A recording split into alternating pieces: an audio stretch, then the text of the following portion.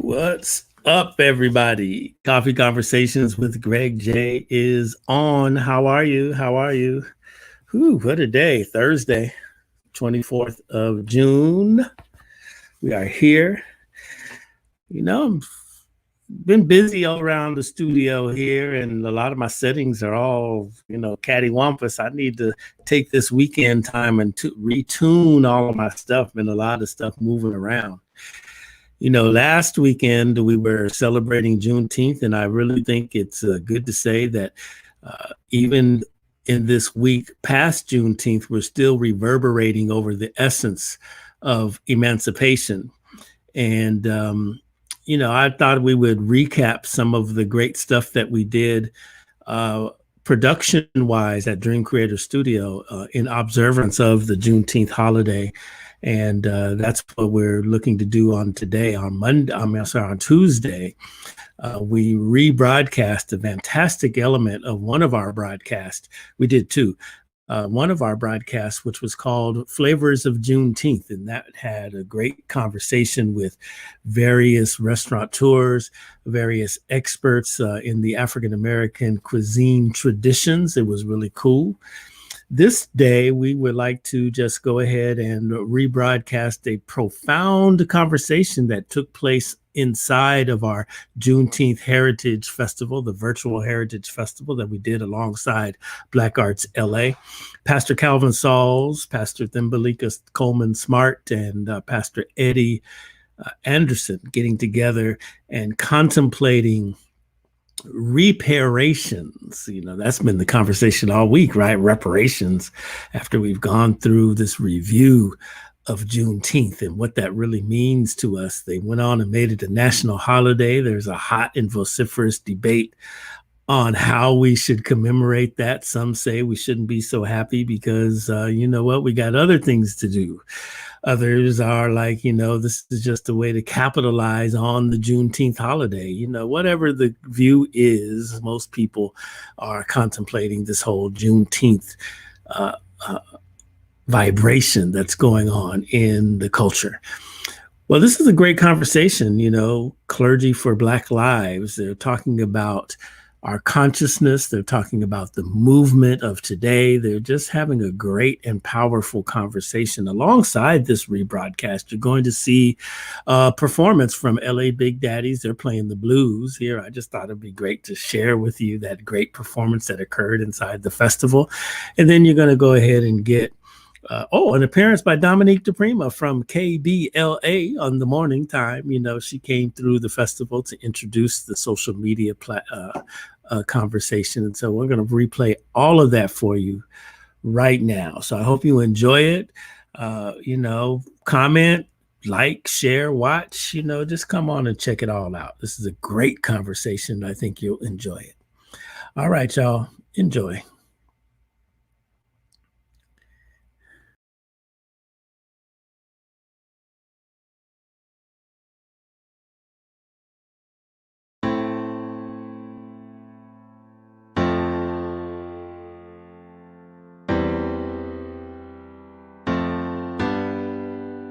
There are thousands of Black lives that are being destroyed by HIV and AIDS every day.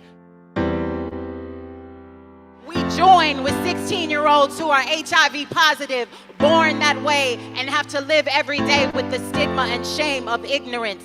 Today, by being here, you join in this movement. Do not leave here the same. This is a call to action. If we can get one person educated about how severe this is hitting our communities, then they can go on and express to their friends, hey, this really is important. We need to listen. We need to keep funding and awareness on HIV and AIDS, especially with young people. We need to actually increase the funding because it's still a big problem in this country and something that we need to continue to address. I wish we didn't have to come out here and fight for funding for HIV and AIDS, but we do. It affects all of us. If it affects me, it affects you. If it affects you, it affects me. You, everybody outside of this stadium. 50% of people in Atlanta that are infected didn't know it because they wouldn't go and get themselves checked out because they were afraid of what people would say. We've got to take the fear out of this. And that's why AIDS Healthcare Foundation that has a vision to bring us all together, beginning with the claim that healthcare is not a privilege, it is a right, it's a moral right, it's a human right, it's a civil right. Sit in a seat at 36 years old, to be an entrepreneur, to be heterosexual, to be Christian, to be, dual degree, to be a sorority girl, to have gone to school and done everything that they said I was supposed to do. Yes, I'm HIV positive now, but I don't care what you think.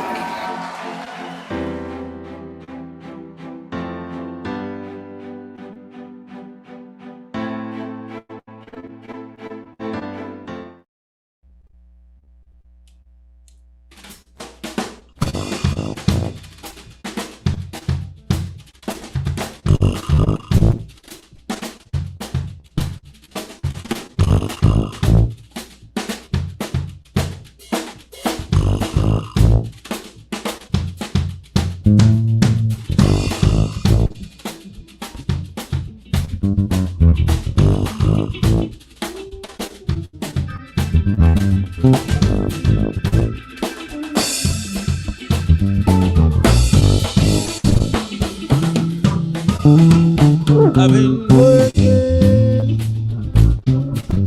working all day long. I've been hoping nothing will go wrong. If it don't go my way, come what may, there's a brighter day. I've been working all night long. I've been praying nothing will go wrong. If it don't go my way, come what may, there's a brighter day.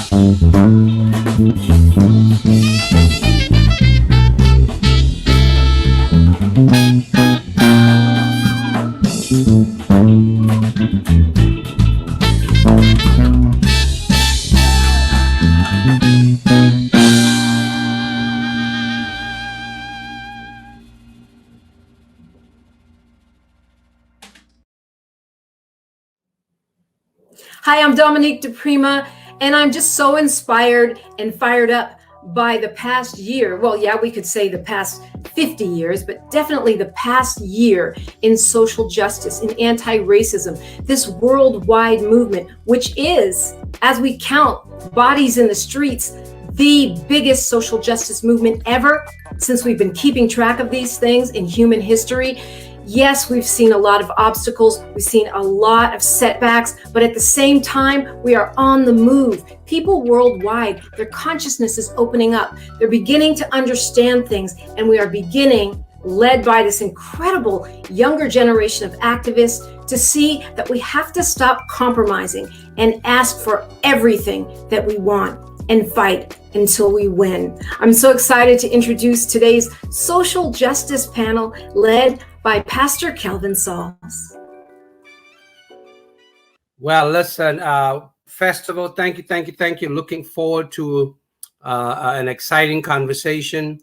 And this is, even though we've been celebrating Juneteenth, in Los Angeles for about 12 years now, courtesy of, the stellar and exciting, leadership of, the folk at the Los Angeles Black Arts, Foundation. We're grateful for our co-sponsors. We want to thank Dream Creator, the Hannibal Group, and Greg J for his production expertise, making today happen. And just glad to be here as we continue, this celebration. And we know it's been going on since 11 a.m. And I know after this, it's going to keep on going on for the entire afternoon. So very, very excited about that. It is emanating from, right here in Southern California. I know some going down in the Mud Park, something going down in Watts. So we all over the place.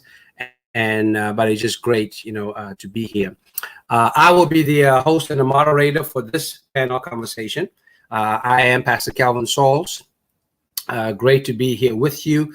I serve as the director for Interfaith Initiatives at Community Health Councils right here in South Los Angeles. I'm also a member of Clergy for Black Lives, and we are the group that will be really anchoring this panel discussion. And as soon as our two guests show up, I will introduce them to you as we continue to share in this celebration. We all know that now that Juneteenth, is a federal, holiday, there has been a lot of conversation, just around all of it in terms of, folk are like, well, they should have done that later on. We already got this. They should be focusing on something else. Folk are all over the place, around this. And I know I put out a Facebook message that simply said, we pause, for celebration. And today, tomorrow, we persist, in agitation until we reach beloved community and reach that place of racial, equity. And that's what it's about, folks. We acknowledge what took place, this past week, through Vice President Kamala Harris and President Joe Biden. However, we know that folk have been celebrating, this, holiday for many, many years now. So glad that the federal government is catching up, 150 years later. So kudos to them, but we got to keep on keeping on, as we share, in this. For our panel, our conversation today, we will be exploring, the topic, that that we put forth for some critical reflection, some thought-provoking, conversation, and that topic simply is around social justice, racial justice that we've been working on, and that is, diaspora intersections, bridging emancipation, reparations, or also reparations, and reimagination. And I have two colleagues here that's just going to be, awesome with us. Now, I'm trying to see them, but I don't see them. They're probably somewhere here, somewhere. So I'll see. I receive a text that Pastor Eddie says I'm in. I want to see him. I see Pastor T. What's up? There they are. These are my conspirators, my theological compadres, on the front lines. And I was so glad that you all were available to join me, because I know we have a deep bench as Clergy for Black Lives, and we are all over the place. Pastor Q is in DC.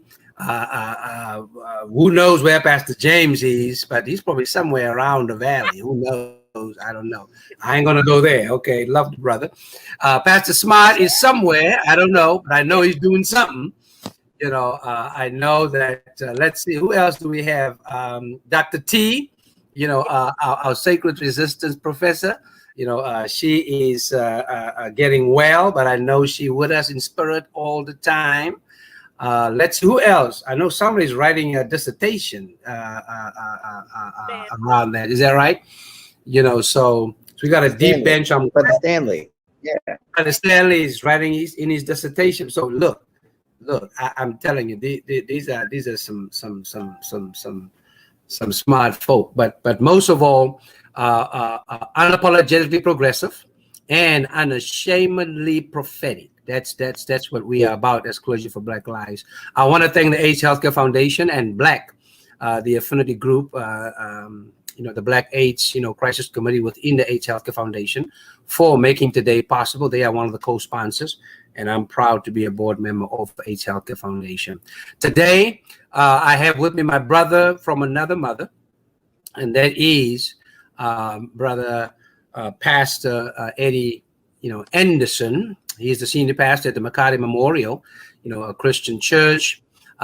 He's part of, the moral revival, around the work that's going on, with Bishop Barber. He anchors our California work, around that, and the Poor People's Campaign. He's part of Clergy for Black Lives, Black Lives Matter. Just appreciate him, and he is, we call him in Clergy for Black Lives our Gula brother. So he might hook up some Gula today. Who knows? Around that, we'll see. And then we have one that is our nurturer, one that is our prayer warrior, one that checks on all of us.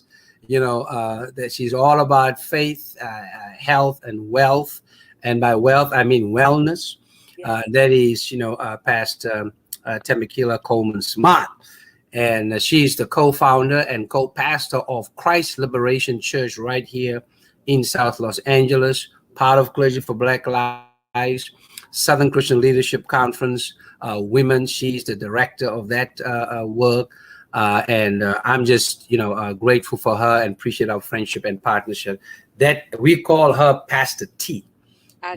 Seeing that Pastor, William Smart already got smart. And so we said we're going to call her Pastor T, and T stands for transformation. Okay, thank you very much. So, hey, here we are, folks.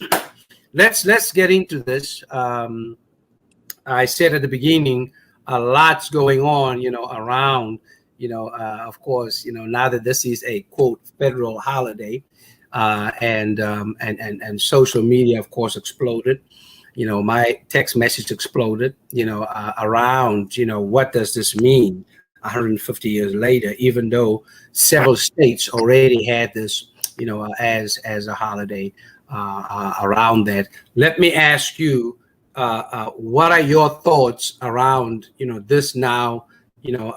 Being a federal holiday, you and I know the way we work, we need a day off, but we clear given what's been happening in this country, we got to have a day on, an ongoing day on, around what still needs to happen, around, voter suppression, what still needs to happen, around the prison industrial complex, what still needs to happen. We know all that stuff. So I just want to get your initial responses around, what does this mean, to you, some perspective on it, and just your thoughts. I'm going to start with Pastor T, and then I'll invite Pastor Eddie in, just for some initial thoughts. Pastor T.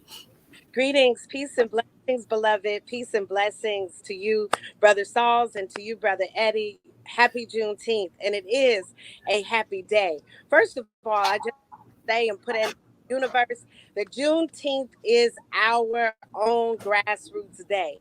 It is our day to celebrate, our week to celebrate. If we want to take the month to celebrate, we can, because it is a opportunity for us to acknowledge us. It's for us and it's by us, and it's celebrated for us. And it's wonderful that it's now a federal holiday.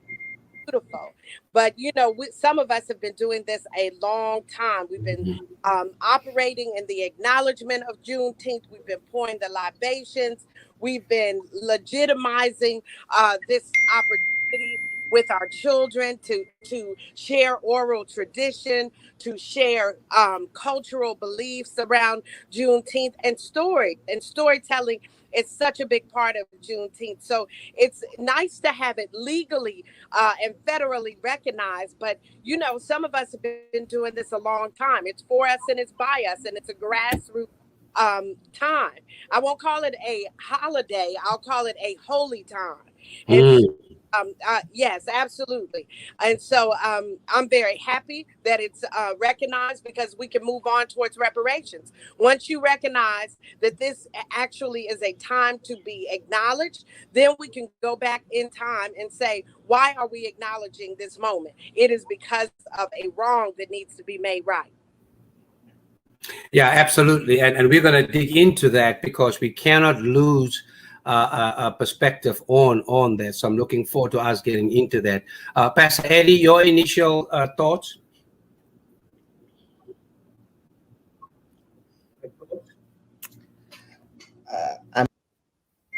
The country finally woke up to what we already know. It's already been a holiday, right? You can't, if you are Black, then you already know it's a holiday. And as Pastor T said, it is a holy day. It's also a day of commemoration, right? And when we remember the promises given but never kept, we know that Juneteenth is a day where we celebrate delayed freedom, right? And so I will remind us that we celebrate Juneteenth because in 1863, there was a meeting and the president was hedging his bets. Abraham Lincoln, I know people love him, but he was hedging his bets and he didn't know what to do. And Black pastors told him, give us 40 acres and a mule. And I just have to say, on Juneteenth, we remind ourselves, we still ain't seen that yet. We haven't seen the land, we haven't seen the equity, we haven't seen the pathways for us to go out and work with our hands and build what we need without it being burned down, because Tulsa happened, without it being taken from us, because Black Lives Matter, and still remind us to go into these streets and stay into these streets. And so it's a holiday, but as Pastor T said, now can you fulfill the promise, right? Because it's funny to me, or ironic to me, that we have made it a federal holiday, but critical race theory is banned in 15 states in America. So we can't talk about what slavery was really about, and how colonialism came and try to enslave our bodies. But Juneteenth is now a holiday, which means let us celebrate, commemorate, and let's actually make the promises fulfilled and not just issued. Absolutely. Celebrate, commemorate, and as you say, Pastor Eddie, participate in making, the promises a reality, around it. That is so critical for us as we look at, where we are right now. this ongoing state of,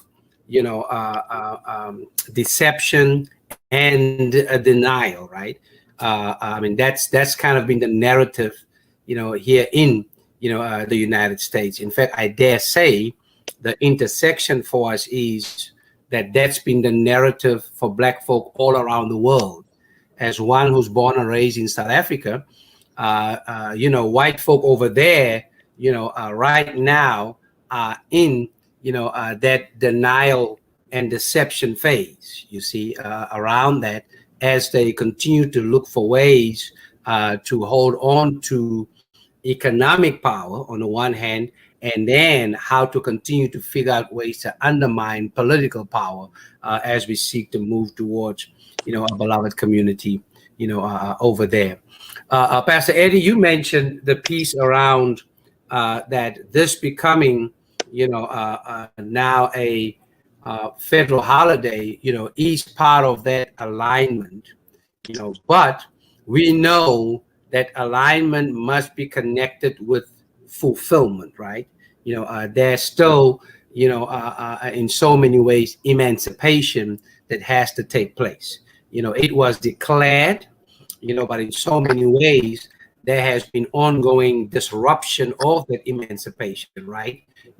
Disruption after the first, Reconstruction, disruption after the second, Reconstruction. And here we are, of course, the Poor People's Campaign advocating right now through that resolution that Congresswoman Barbara Lee, introduced, with the Poor People's Campaign around, the third, Reconstruction.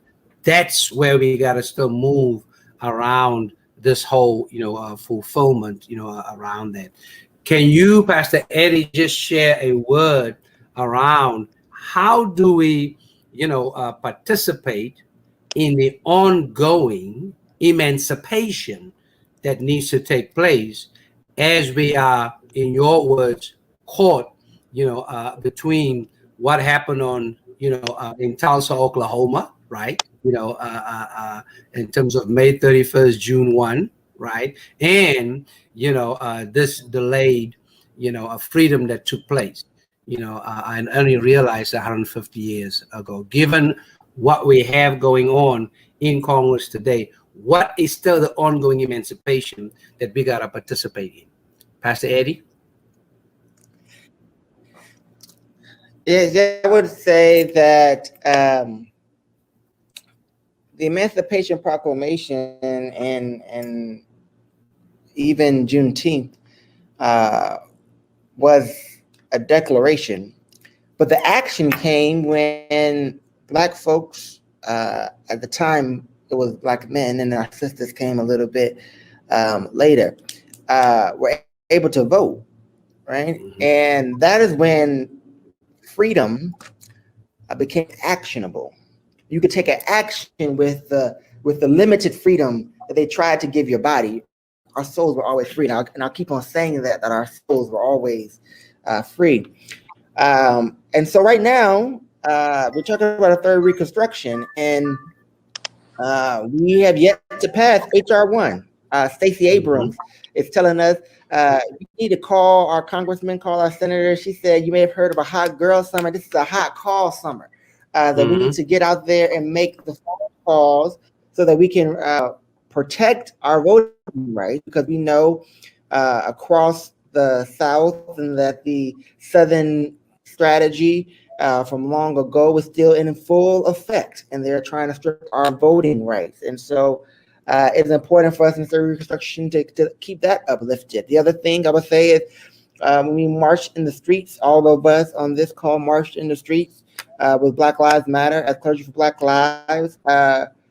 We said the holiday was cool, but our demands were defund the police. Our demands were we need to talk about how we're going to reinvest in community. And so right now what we see is that the George Floyd Act is still collecting dust. Right now we see budgets are still being ballooned. And so I think we're at a critical moment where do not, as Malcolm X says, don't get caught up in the symbolism. ask them where the product is. You know, where are we going? Where are we moving towards? That we don't confuse motion with progress. And yes, making it a federal holiday we are excited about, but it is a motion. It's not progress. In some ways, it represents a fulfillment to say it is a thing that Black folks have suffered in this country, but it has not yet declared or acknowledged that Black folks deserve full freedom and emancipation. And so I think that's where we find ourselves at on this Juneteenth. Yeah, thanks for that, Pastor Eddie. I want to connect that, Pastor T. You know, look, we all know that there are just certain institutions that cannot be reformed. And that's why, as Clergy for Black Lives, we are unapologetic around sacred resistance and also the fact that we are abolitionists in the tradition of Harriet Tubman. And I think that's very, very, because we understand that's what, you know, liberation, the liberative Jesus came to do. That's what he was all about. You know, it wasn't trying to reform, you know, that which has dehumanized people, that which has destroyed, you know, creation, right? It's about how do we facilitate, you know, deconstruction so we can engage in reconstruction. I know that you, through SCLC and the women, have particularly focused on how, you know, this industry of law enforcement and policing, you know, has affected our women. You know, we just celebrated Breonna Taylor's birthday, right? You know, and I was part of the event last year that in Lamert Park that SCLC women, you know, coordinated. You know, we know that freedom was delayed for women, even though Black men had, you know, freedom and the right to vote, et cetera, et cetera. As we look at the ongoing work of emancipation that has to take place for our sisters, right? You know, your thoughts on just where we are with that, and what are the necessary next steps for us as we move forward, you know, given that women in so many ways, you know, are the backbone, right, of, you know, the electorate when it comes to not just motion, right, but progress. Your thoughts, you know, just on, you know, that voice from our women, that acknowledgement of our sheroes on whose, you know, a bold and broad shoulders we stand, and so beautifully, you know, amplified on your T-shirt. There it is. I love these sisters. I know. Yes. Fannie Lou, Harriet, Sojourner. We call their names, and I just had my mother hand me some water so we can. All right, now there you go. So we can pour libation. That's right. Do some libation. There you go. To our brothers and sisters in Galveston, we say yes. In Texas, we say Ashe. To the Buffalo Soldiers. Yes. To the abolitionists, we say yes. Ashe. To the educators, to the plowmen, to the farmers, especially the farmers, we say yes. Ashe. Yes. Thank you for that. Thank you for that. And the brothers and sisters in Tulsa, we say Ashe. Yes. Because we know and recognize as abolitionists ourselves and as freedom fighters, we recognize that this is a very special season. Both we have in just a moment in time, we have the acknowledgement of Tulsa, we have the acknowledgement of Black Wall Street, and then a few weeks later we have the acknowledgement of Juneteenth. And so we must ask ourselves in the spiritual realm, what is going on, right? We must say, come on, Holy Spirit, show us, show up and show out. And so I think the theme that we want to embrace today on this first federal Juneteenth is the theme of Johnny come lately, the theme of showing up, getting the news late. So we're talking about a 2.5-year span of time. We know a 2.5-year-old baby is no longer being held, no longer being carried. That baby wants to run.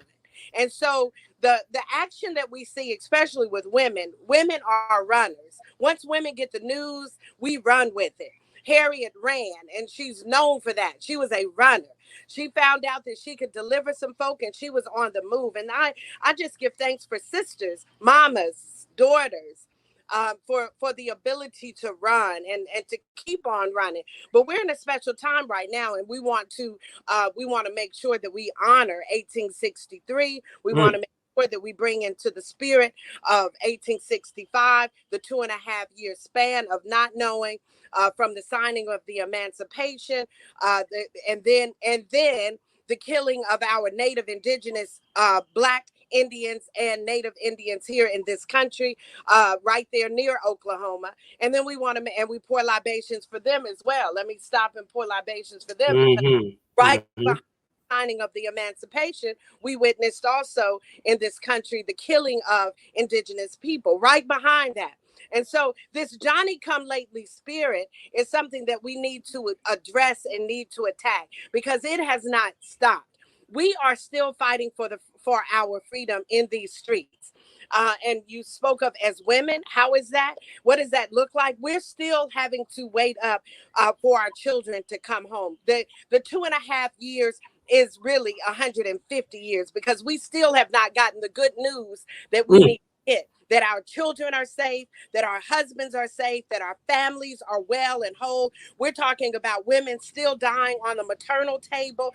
And so that's not 2.5 years. That's still happening 150 years later. We're still talking about PPE supplies that were not properly given to the Black community during the pandemic. That's 150 years. We're still talking about HIV and how it affects women, Black women especially, across the diaspora. That's 150 years. So we're not just talking about a 2.5. We're still suffering in hospitals behind cancers and cervical cancers and breast cancers that are not addressed properly. We're still dealing with the fact that the food pyramid that is given to American children in kindergarten and in grade school is not the food pyramid that makes us well as melanated people. And so we're not talking about just a 2.5 year span. We're talking about reparations and the Johnny come lately spirit that we always suffer from a Johnny come lately spirit. We're still suffering from it, from the pandemic. Other folks have gone back to work.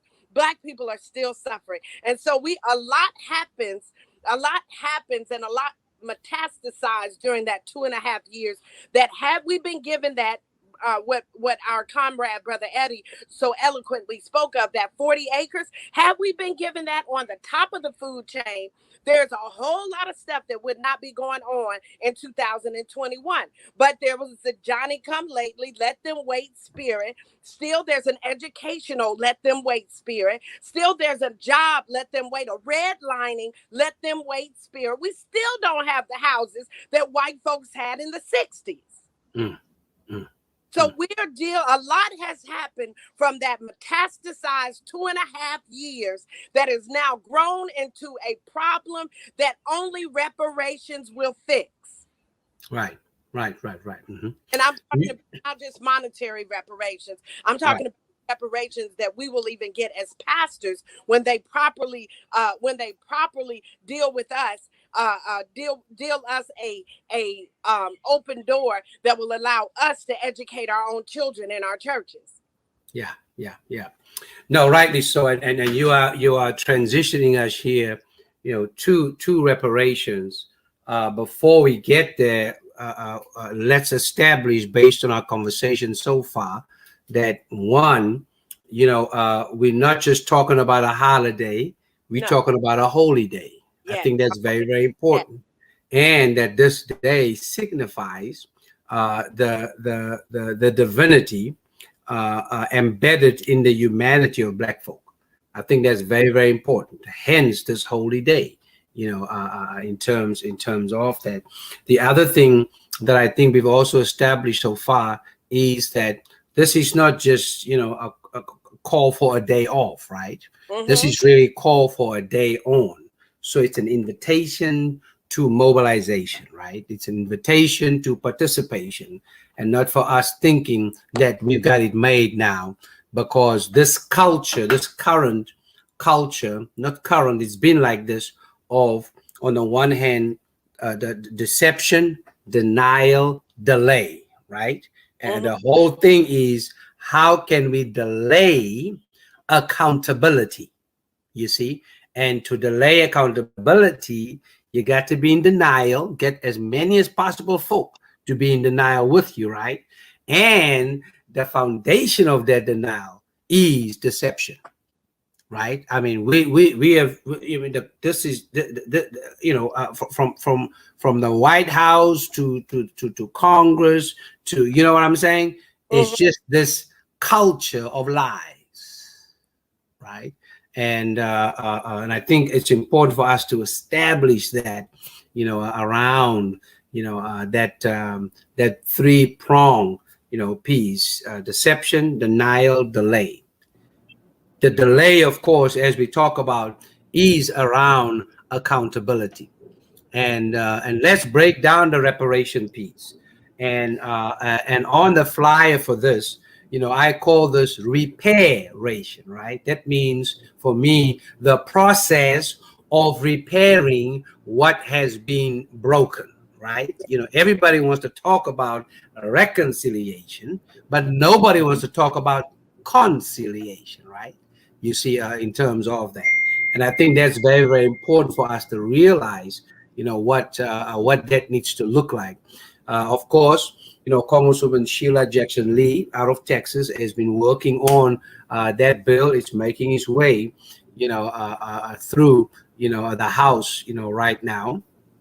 Here in California, we've worked around some reparations pieces. There are hearings going on around that. Of course, we are aware of what happened in Manhattan Beach around the land that was taken from Black folk and now returned, to Black folk, in terms of that.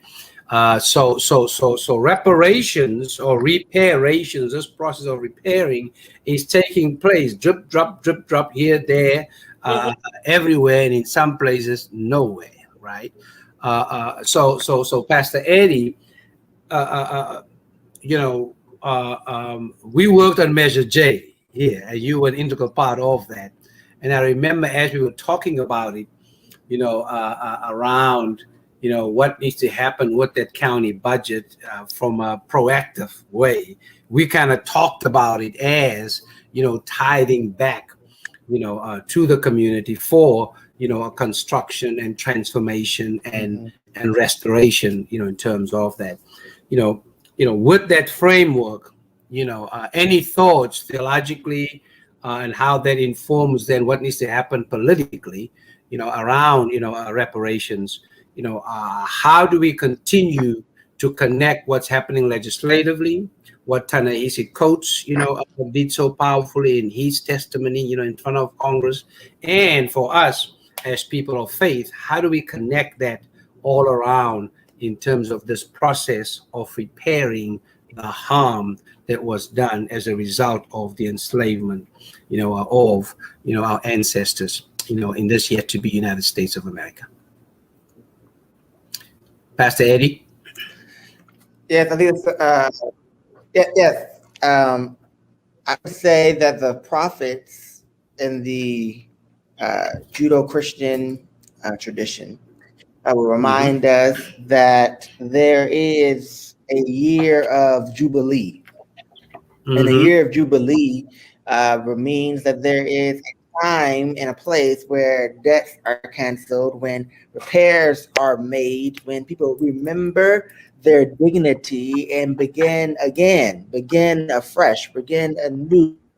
They commit into this new way of living in the spirit, right? We remind ourselves that reparations, as we're talking about it, as Pastor T eloquently laid out, is more than just money. So there was a study that said that if you gave reparations to all those who were affected by slavery, shadow slavery on this continent, you'll be paying every Black person somewhere between $350,000 and $150 million, depending on how long the family was on these shores. And I think that's a start. And I think, maybe maybe, you know, President Biden and others should look at how do we make sure every Juneteenth we just go down the road and start paying Black people their money. But the other way we can look at this is also around, when we talk about Measure J in Los Angeles, is how do we make sure we are creating communities that can thrive and that we are investing in the infrastructure for Black communities to thrive? Pastor T already said this eloquently, so I'm just amen what she was saying. But when we look at this, right, we have to look at the legacy of redlining in our country. We have to look at the legacy of how, when we did the New Deal, how Black farmers were left out of the New Deal, and just now, just this year, Reverend Warnock, Senator Reverend Warnock, good Morehouse brother, is just now getting to the place where we can give the farmers back what they need. We got to look at how we have the pandemic happen, and we saw food deserts pop up all across the nation. They already existed. That's not on accident. And I just want to say this, because oftentimes about food deserts or food apartheid, people look and say, how did that happen? You know, they act like it's brand new. No, that's systematic racism, that you didn't put a store with fresh fruit and food in a. That's systematic racism, that you saw fit to put a McDonald's and a KFC and a Subway and not a farmer's market. That's systematic racism.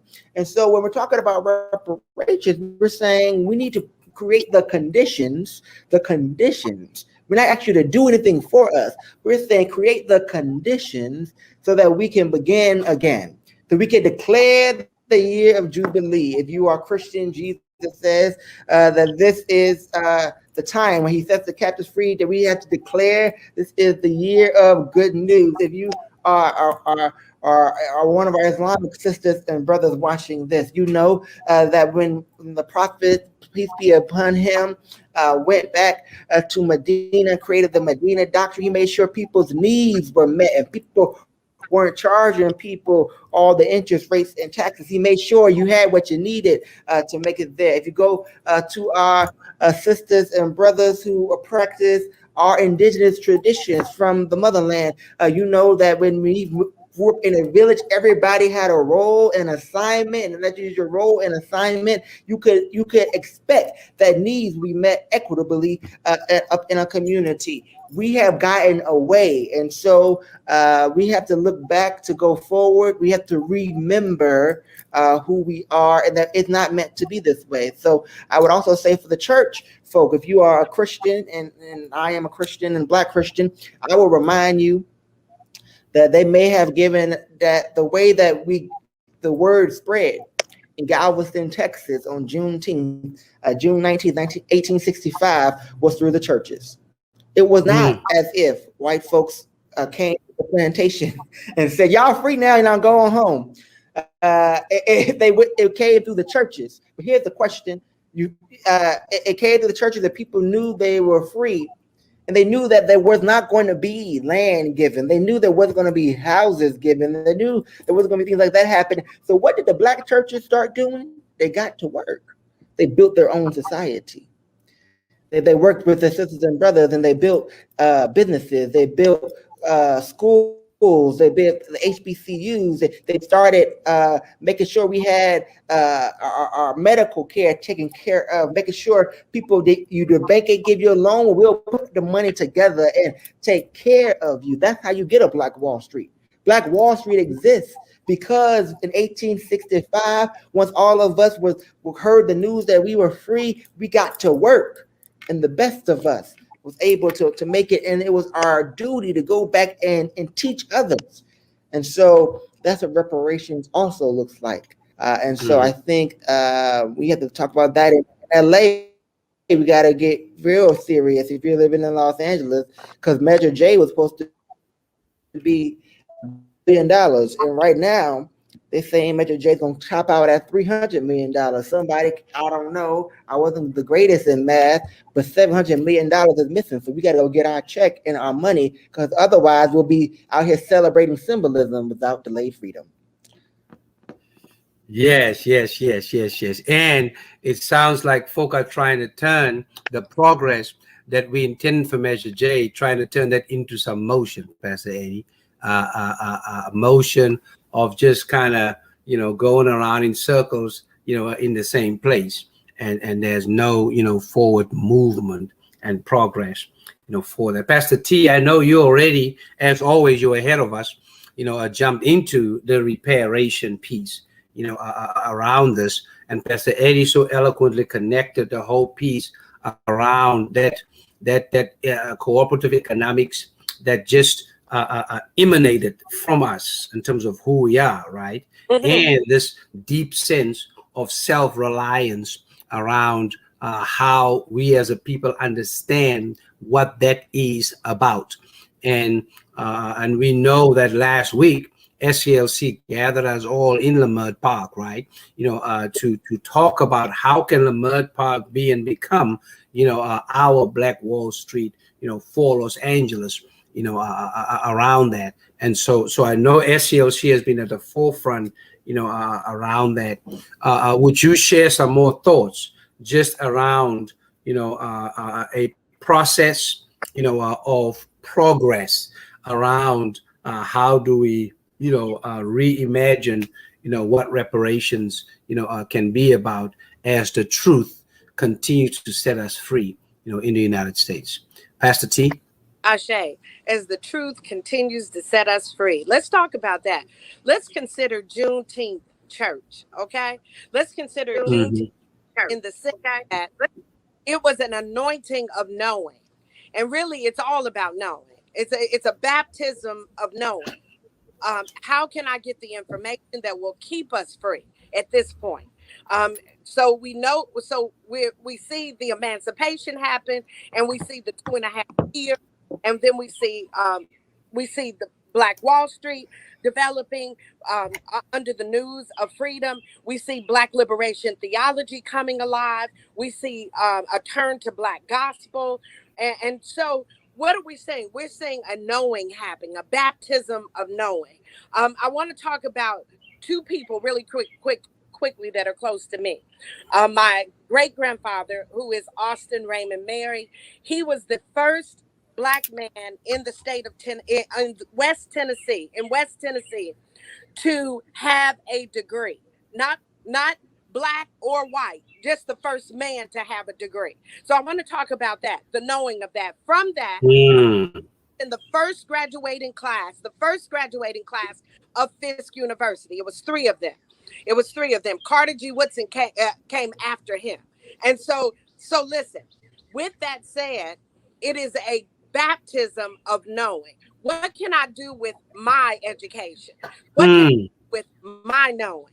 So he started a school that Black folks would travel from all over Mississippi, Arkansas, Tennessee to get to his school, Mary High School in Madison County, Tennessee, where I'm at right now. So really, how can we build a Black Wall Street? How can we build up on our personal treasures? We must share the knowledge. We must tell the stories, and we must give in to critical race theory and critical race teaching to the degree that we turn it into critical mass. That means we need to tip the scale in our favor. We need to tip the scale. We need to know more about us than about them. We need to embrace the Juneteenth message. What happened? What was the recourse? What was the recourse with Sarah Rector, who is the richest Black girl ever in the world, who came out of Tulsa, Oklahoma? Booker T. Washington got on a horse and buggy, went and picked her up in Tulsa, Oklahoma, brought her to Tuskegee University, and educated her and other folk from Tulsa. They went back and built Black Wall Street with the bricks that they learned to make on Tuskegee's campus. The difference in a city that was Black and a city that was Black Wall Street was in the brick making. Some of the anointing of the knowing and the anointing of knowing. The anointing, see, we must move past just knowing to an active, being an active participant. And when we say somebody is baptized, We're actually saying they're qualified to be a part of the body of Christ, right? So when we know and when we share the oral traditions with our children, we're saying they're now prepared to be an active member in the body of builders, in the body of Black wealth, in the body of Black health. And so we cannot forget this. We cannot forget this, that the folk in Galveston, when the news arrived, who were they talking to? They were talking to farmers. They were talking to planters. They were talking to sharecroppers. We have to remember that when we deal with Monsanto, when we deal with these folk who are genetically modifying the farm industry, we're watching them turn what we built into a travesty. So the fight to not give us the land was a fight to actually take away our own sustainability. And so I also want to bring up my great-grandmother, my grandmother's mother, who is actually a Muskogee African Indian who lived on the Muskogee sovereign nation outside of Tulsa, who's part of the Tulsa tradition, who lived a very traditional Native life. And so when we talk about how can we sustain, how can we keep the freedom, we need to go deeply into our traditions. We need to reactivate our oral tradition. We cannot be afraid to tell it from the pulpit. It needs to be a part of the Black gospel. We cannot be ashamed. Like I said, critical race teaching must go into critical mass. We must now tell so much of our story that it tips, like the laws of Maya, it tips the story in our favor, and our narrative becomes more imperative and more important than what we've been told as the lie. Wow. When we don't know about Sarah Rector, beloved, when we don't know about Sarah Rector being the richest Black woman in the world, we do our children a disservice when they want to read the stock market and they want to buy Bitcoins. You cannot talk about these things without first educating our families on who the originator of the land was, who the originators of the gold was. The land that was sold to Muskogee Native Indians, Africans and Indians who shared a land. They came before Columbus. We all know the book. We know the author Ivan Van Sertima. We know this. Okay, so listen. When they were sold a story about the land that they were on, and then the oil drillers came and discovered oil on their land, it dispelled the white folk, and thus they became jealous. And see, this is what happens in the miracle and the mystery of melanated people. You can sell us something, and mysteriously, it always works for the good.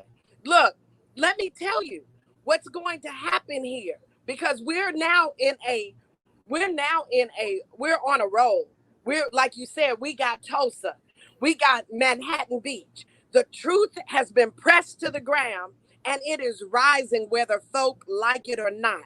The truth is being exposed, and we need to be a part of that critical mass that lays the feather of Ma'at on the scale by telling our own oral traditions and boosting our own Black theology, and we need to tip that scale in our favor. Absolutely. I'm very intrigued, Pastor T, around this whole piece of the baptism of knowing, right? And the power of self-knowledge, yes, but also the power of people knowledge. And I'm talking about Black people knowledge, right? Yes. And not just knowing about it, because, I always say it's not just, what you know, it's what you do with what you know, right? And the knowledge, is out there about, the bold and the broad shoulders that we are standing on, right? Yeah. Some we know about, some we don't know about. And as a Black immigrant born and raised in South Africa, one of my passions is to get to know, and I say this to every other, migrant who comes to the United States, get to know the histories of our first peoples and get to know the history of Black people.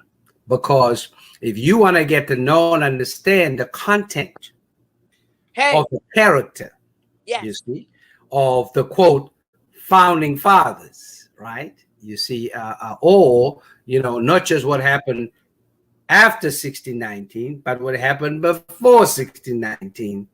Knowing those histories will give you some perspective as to what you're coming into and what you're walking into, around that. And that knowledge, becomes so important. And that's why intersectionality is just so important for us as we get to know each other's, stories, and how this whole, system of racial capitalism and exploitation and the dehumanization, of melanin people around the world, these things are all connected, in terms of that. So it's not just what you know, it's what you do with what you know. And, the importance of this baptism of knowing, we want to establish that, as we talk about reparation, the Jubilee piece that Pastor Eddie talked about, how does this take place economically and culturally, psychologically in so many ways, and structurally for us, in so many ways. It is an ongoing fight, and that's why Juneteenth is an invitation, for this to be not just a holy day, but the fact that it is about sacred resistance, right? But not just that, it's also about how do we engage in moral reimagination. You see, because if we don't engage in moral reimagination, right, then folk will be feasting on flashbacks instead of forging ahead on flash forwards. That's where this reimagination, come in. And for us as Clergy for Black Lives, we take serious the sacred resistance part and the moral reimagination part, in terms of that.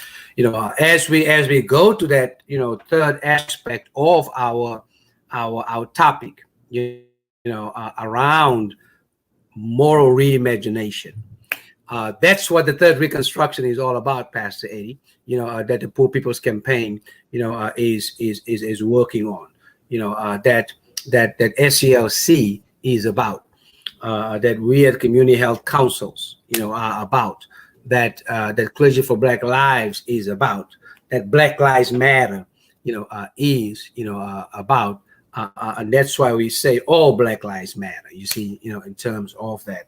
Let's spend some time to talk about the moral reimagination around, the direction that we are heading into. Can you lift up, just a couple of aspects as you do the work that you are doing, Pastor Eddie, Pastor T, whether it's in your congregation or with the strategic community partners that you're working on? What are some, aspects of moral reimagination that you can one entice us with, to, invite us into, especially as we come out of a post, COVID, and people talk about, getting back to normal, whatever that is. Because pre-COVID, sure enough, wasn't normal, especially for us as Black folk. Let's just be clear about that, around that. But just share, just some thoughts around moral reimagination, just as markers for us, as we move forward, from this day, in terms of celebration and participation in this. I'm going to let Pastor T, start us off, with that, and then, Pastor Eddie, you can jump in, around that. Just briefly. Okay. So moral imagination. So we cannot really get to the next level of the Juneteenth conversation until we recognize, especially in the spirit realm, until we recognize those who oppose our freedom. Bottom line, those who oppose our freedom do not have the same God that we have. We have for years chased gods that were not our own because of bad teaching.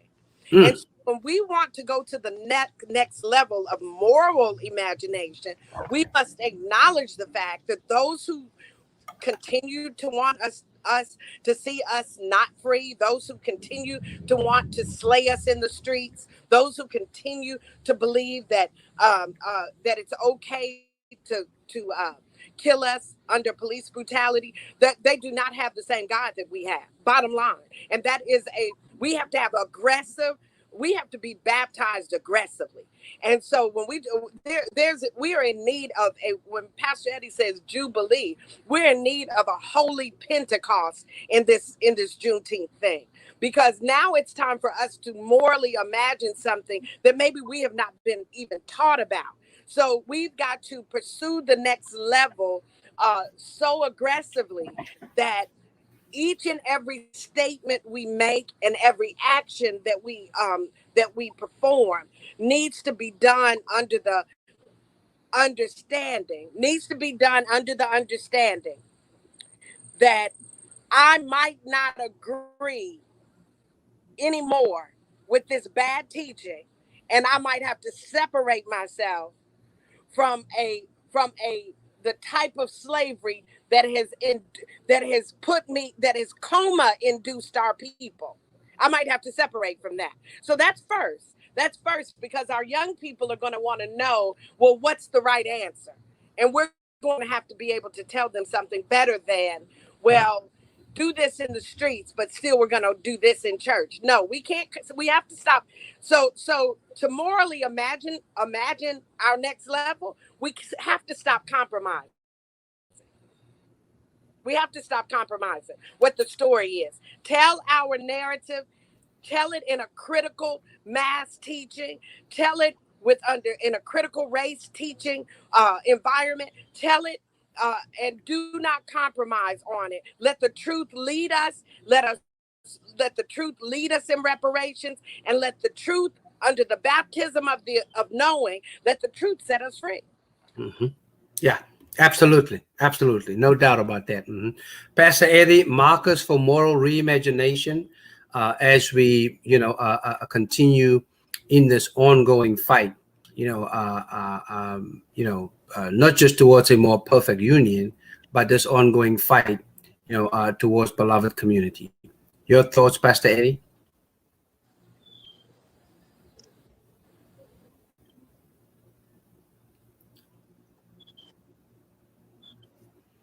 Okay, let me make sure that Pastor Eddie, are you able to hear us?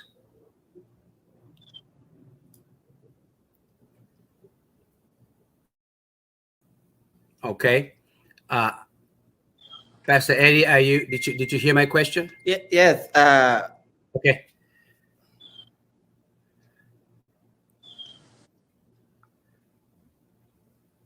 All right, looks like we're having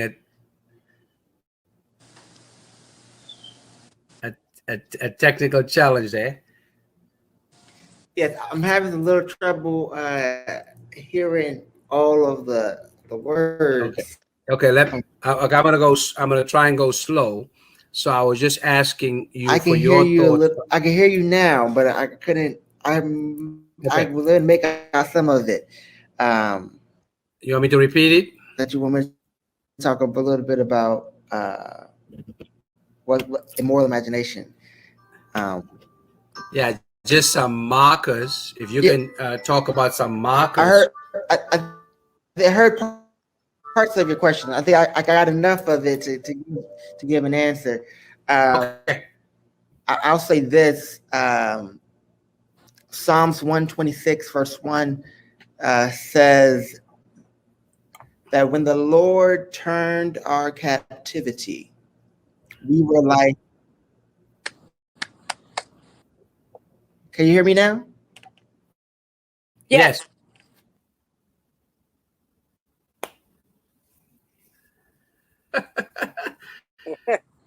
That's technology for you. We'll see if he's able to get back. Mm-hmm. Mm-hmm. Yeah, but Pastor T, I know that you are out of town in your home state, which is, are you in Tennessee right now? Yes, yes. All right. Of course, Tennessee is very historic around what happened, in Nashville, but a lot also happened, in Jackson and some other places, right? Folk just go on as if, everything went on went down, in Nashville. You, Van Jones, and others are all from that Jackson part of right. Tennessee. That's my Yeah. Give us just some last thoughts, just around how do we, connect the dots, around the moral reimagination that's needed, as well as how that then advances, the critical reparations that needs to take place and be implemented, as we move and march towards complete emancipation, in the United States. Well, complete emancipation. So let's talk about it real quick. The veil is being ripped off of the lie of liberty and justice for all. Bottom line, the veil is being ripped off. It is both a spiritual thing that is manifesting into the physical. So that's how it's going. Our ancestors prayed for this. We have to always remember that, from South Africa to the South in America. Our ancestors have already done the prayers. They did the prayers in the Middle Passage. They did the prayers during apartheid. They did the prayers from the beginnings of time. And so America perpetuates that liberty is this gift that it's giving to us as some type of service. But we must remember that we were free from birth. At birth, we were free at birth. And so you don't give us freedom. You only have to give us freedom if you've done a wrong by enslaving us. And so it's not something that we should expect the white man to do even today, to give us freedom. We should expect that our righteous birthright always be imperative, that we can live, we can breathe, we can operate just like everybody else. So with that said, when we look at Juneteenth, we must, and look at rebuilding, such as in Tulsa, we must say to ourselves, what are we missing? We're missing information. We're missing the acknowledgement of the work that we did in this country. We're missing the acknowledgement of the Black farmer. We're missing the acknowledgement of HBCUs and Black educational work in this country. We're missing the lack of land, resources, housing, jobs, food, healthcare. And so how do we line those things up with Juneteenth? We prioritize them as our 40 acres and a mule.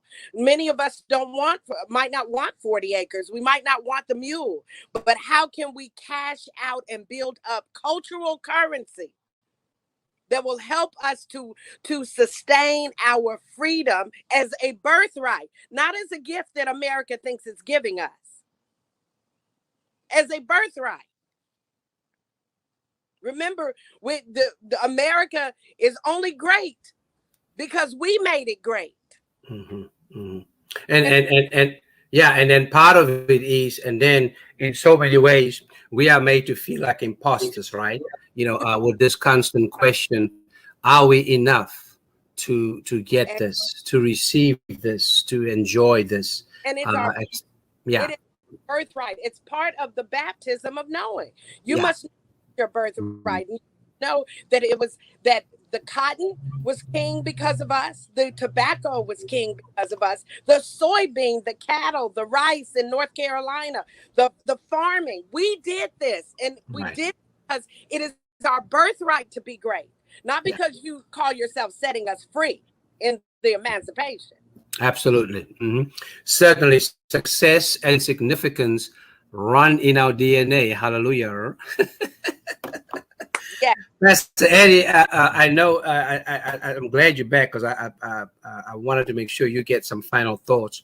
My question was just for you to share some markers, around, more reimagination as you do what you do within Sanctuary, but also as you do what you do with strategic partners within the streets, in terms of that. And I know you started talking, and you had a psalm that you were quoting there for us.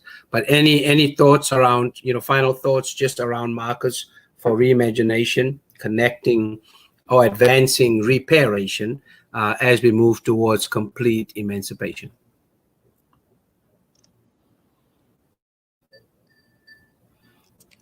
Yes. Sorry about technical difficulties. The psalm I was talking about was Psalm 126:1, which says, when the Lord turned our captivity, we were like those that dreamed. Mm-hmm. And that those that dreamed was referring to prophets, and it was referring to those who were already in captivity but knew that there was something greater.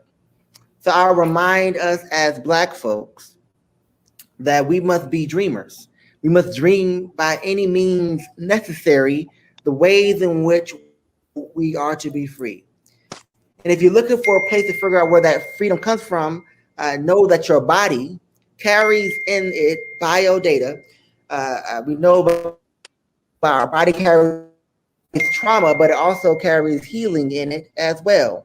And it tells us how we can be free. So the question becomes, when folks are hungry, what does it mean for us to dream collective ways of urban farming to make sure that our neighborhoods have food and the restaurant down the street has healthy produce? When it comes to liberation, what does it mean for us to teach our kids literacy programs? We're starting a literacy program at our church because so many people made it through high school and made it through grade school without actually learning how to read. We had hooked on phonics. They can sight read, but they don't know actually how to read. And if you can't read, then you can't only get so far. An example of that is our brother Floyd Mayweather. He's doing his thing, but he's afraid to tell people he can't read. That's a part of empowerment that is missing. What does it look like for in our churches to read rites of passages for our children again, so that they will know exactly, that they can say, when I'm Black and I'm proud, they know exactly what that means, and then they can go and be truth tellers and bearers and witnesses of the truth to others as well. What does it look like? We booked a West Adams Resiliency Garden right here at the church with all medicinal plants right here at the church, because when people come to the church, they should learn about how to make their bodies whole, but they can go outside and read about the plants that can make their souls whole as well. What does it mean for us to have a moral imagination that everybody deserves not only $15, but a living wage, wherever you live, for a living wage you made possible? Jesus can't set captives free. Jesus can't say this is the year of the Lord's favor if you don't start moving and saying and dreaming new things into being. And so let us be like that. Even so, when God turns our captivity, and if God turns our captivity, that we will be those who are dreamers. We don't need as many leaders when you got dreamers who know that they can be angelic troublemakers, and on the side of God, on the side of truth, on the side of justice, and on the side of equity. That is what it means to have moral imagination and a third reconstruction in this nation. Mm.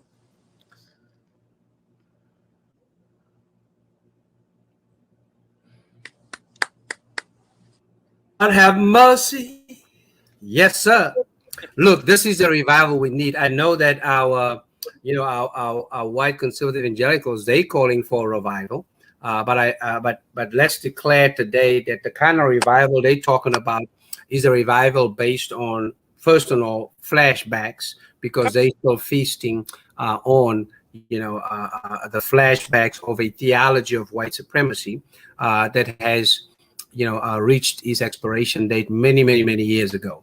So while they seek to feast on the carcasses and continue to figure out ways to manipulate the liberative agenda of God and using it, for ongoing justification of discrimination, as well as the disruption, of getting to that third reconstruction or getting to beloved community. I think it is important for us to continue to allow Juneteenth to be a springboard for us, just like MLK Day to be a day on, so we can stay on purpose and on agenda around how do we move forward, towards realizing, a beloved community, because that's wasn't just Dr. King's dream, that was God's dream for all of humanity as well as all of creation. I want to again thank Pastor Eddie Abrams, the pastor at McCarty Memorial Church on West Adams. Y'all check him out, and also check out his social media handles. Really appreciate you for being unapologetically progressive and unashamedly prophetic in the work that we've been called to do. Pastor T, as always, appreciate you, my sister. I'm so glad you joining us from the volunteer state. Lord have mercy. And just appreciate you, and Joy family. Pastor T, again, is the co-founder as well as the pastor at Christ Liberation Church right here in South Los Angeles. Please connect with her and check her out. Also, check out what SCLC Southern California, the women, what they're doing there, and just appreciate these two colleagues and comrades for the work that they are doing. We appreciate all of our Clergy for Black Lives colleagues for the work that we continue to do. Thank you, AIDS Healthcare Foundation, and all of our other sponsors. I want to thank, Greg J, my brother, for the work that we do together at the intersection of, what it means to be, a Black in a global context, right? From right here, from the Northern Hemisphere to the Southern Hemisphere. Congratulations on this. This has been great. Mosa, we love you and the work that all of you guys are doing. Thank you, thank you, thank you. And we're going to hand it back to that production team that's working really hard to hold this thing together, keep it together, and to move us forward, in this day on the battlefield for what still needs to happen. Thank you so much. Peace out, one love, and God bless. Peace.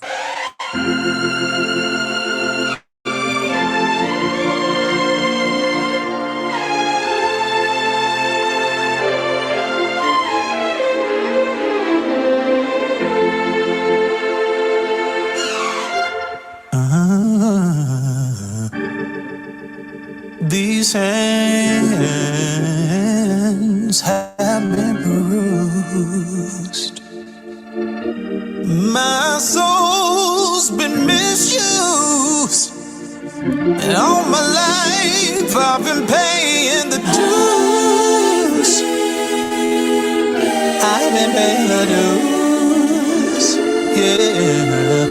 We take the garbage off the streets, but is that all you think of me? Well, you should see when you look at me as I am a man.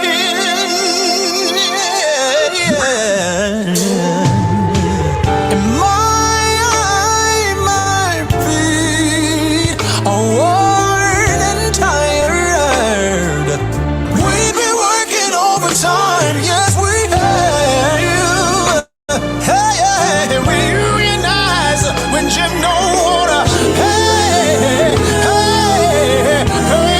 me right. Sleepless nights, I just can't get no peace.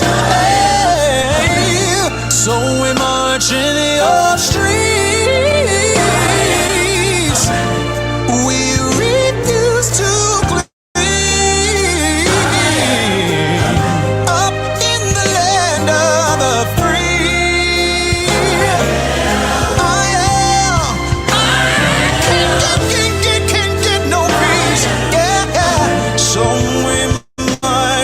your streets. I am weary.